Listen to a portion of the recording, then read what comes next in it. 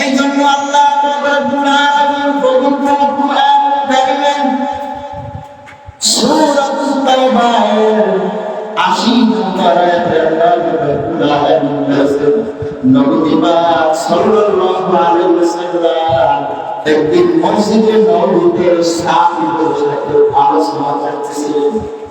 সাহাবীদের সাথে আলোচনা করার সময় এক সাহাবী আরজ করল, ইয়া রাসূলুল্লাহ, ইয়া হাবিবাল্লাহ, ও আল্লাহর নবী, আমার খুব কষ্ট লাগে, আমি খুব দুঃখিত। তখন বলছে, নবী বলছে, কেন তোমার দুঃখ? তখন সাহাবী বলল, ইয়া রাসূলুল্লাহ, ইয়া হাবিবাল্লাহ, আমার বাবা আর বড় হয়ে গেছে, এই জন্য আমি খুব কষ্টে আছি। কি হয়ে গেছে? আমার বাবার মরণ হয়ে গেছে, আমার বাবা দুনিয়া থেকে বিদায় হয়ে গেছেন, এই জন্য আমি কষ্টে আছি। তখন সাহাবীরা বললেন, নবী পাক সাল্লাল্লাহু আলাইহি ওয়াসাল্লাম বললেন, ও সাহাবী, তোমার বাবার নাম কি? তখন বলল, আমার বাবার নাম উবাই ইবনে সালুল। মুনাফিকদের আব্দুল্লাহ ইবনে উবাই ইবনে সালুল, মুনাফিকদের নেতা। সে কিন্তু আপনি নবী আপনার পিছনে নামাজ আদায় করছেন, মাঝে মাঝে আপনার নামাজের পিছনে তিনি কিন্তু একান্ত দিতেন। তার কিন্তু লম্বা দাড়ি ছিল, তার কিন্তু মাথায় টুপি ছিল, তার কিন্তু গরমে পাঞ্জাবি ছিল, জুব্বা ছিল, কিন্তু সে নামাজ পড়তে গেছে,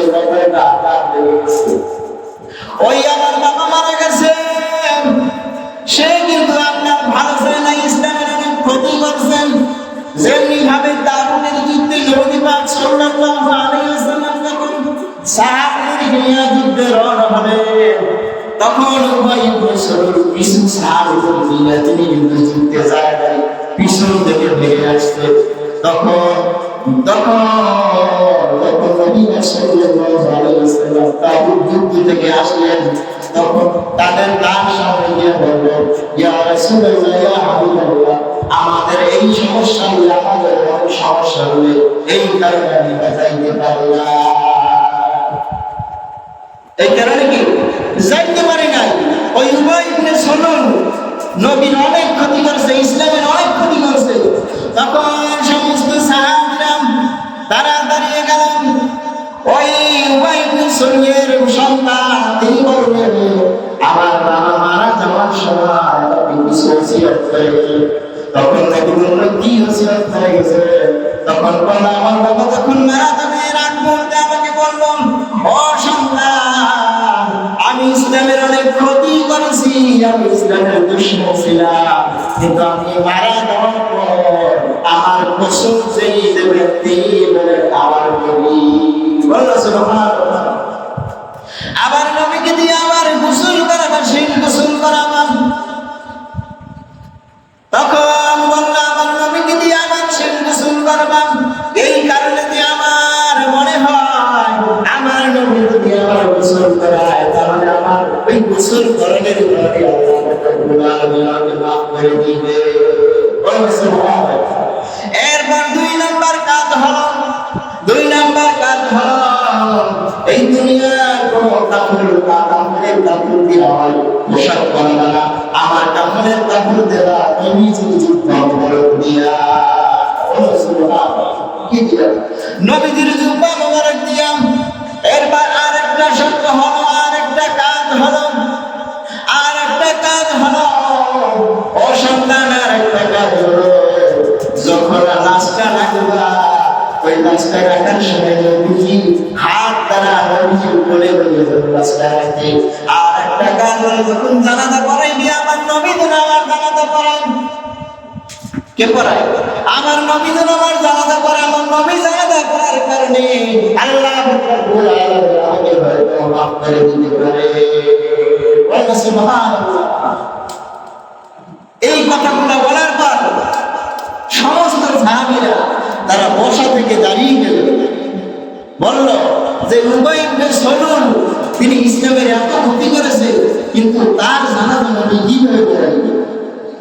তার জানাজা কি নবী কিভাবে পড়াইবে? কিভাবে সম্ভব? হযরত ওমর ফারুক রাদিয়াল্লাহু তাআলা অনেক রাগী সাহাবী।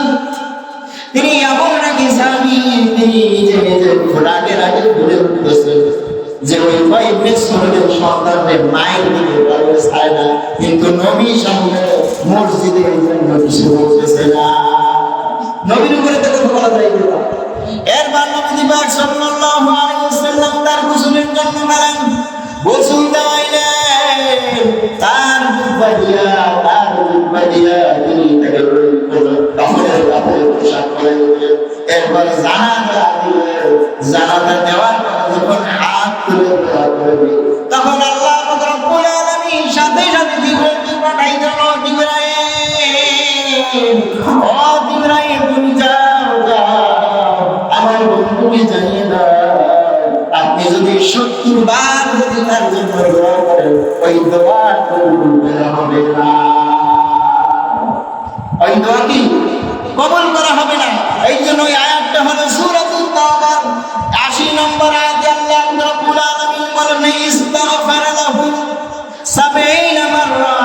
আপনি যদি 70 বার দোয়া করেন, ওই দোয়াগুলো আমি আল্লাহ কবুল করব না। কারণ সে তো মুনাফিক, সে আপনি তাকে মাফ করে দিতে পারেন, কিন্তু আমি আল্লাহ তাকে মাফ করে দিতে পারি না। এই জন্য মুনাফিক আল্লাহ তাআলার ইবাদত আমরা যদি কেউ যদি একান্ত নামাজ না পড়ি, হয়তো আল্লাহ মাফ করে দিতে পারে, কিন্তু মুনাফিকদেরকে আল্লাহ তাআলা মাফ করবে না। আর মুনাফিকদের জায়গা হলো জাহান্নামের তলদেশে। মুনাফিকদের জায়গা কোথায়? ইন্না জাহান্নামা কানাত মিরসাদা লিত-তাগীনা মাআব। মুনাফিক যারা তাদের স্থান হবে জাহান্নামের তলদেশে। কিসের তলদেশে? জাহান্নামের তলদেশে। এই জন্য মুমিন মুসলমান নবীদের সময় মুনাফিক ছিল কি ছিল না? এই জন্য ওই সময় থেকে আয়াত আল্লাহ রাব্বুল আলামিন নাযিল করেছেন, বলেছেন আপনি আর কখনো মুনাফিকের জানাজা পড়বেন না। ওই থেকে কাল কিয়ামত পর্যন্ত যত মুনাফিক থাকবে, ওই মুনাফিকদের জানাজা নামাজ পড়া উচিত নয়। এই সমাজে মুনাফিক না থাকতে হবে, অন্য সমাজে মুনাফিক আছে না। অনেক ব্যক্তির সামনে ভালো গায়, পিছনে তারে বাদ দেওয়ার চেষ্টা করে। হুজুরের সামনে সামনে ভালো থাকে, পিছনে হুজুরের কিভাবে ক্ষতি করবে এই জন্য লেগে থাকে। থাকে কি থাকে না? মেম্বারের সামনে ভালো থাকে, কিন্তু পিছনে তারে বাদ দেওয়ার চেষ্টা করে, তর্কি করে না।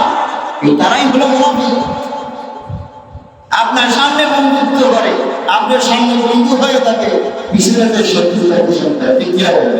এই জন্য মুমিন মুসলমান ইসলামের মুনাফিক ছিল, এখনো মুনাফিক যে কার কিয়ামত পর্যন্ত মুনাফিক থাকবেন। ওই মুনাফিকদের জানাজা পড়া যাবে না।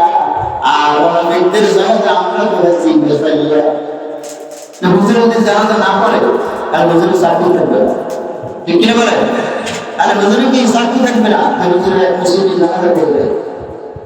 কিন্তু নবী পাক সাল্লাল্লাহু আলাইহি ওয়াসাল্লামকে আল্লাহ তাআলা নির্দেশ করেছেন, আপনি জানাজা আপনি যদি 70 বার যদি তার জন্য দোয়া করেন, ওই দোয়া কবুল করা হবে না। কারণ যে মুনাফিক, সে কি মুনাফিক? আমাদের সমাজে আছে নাই?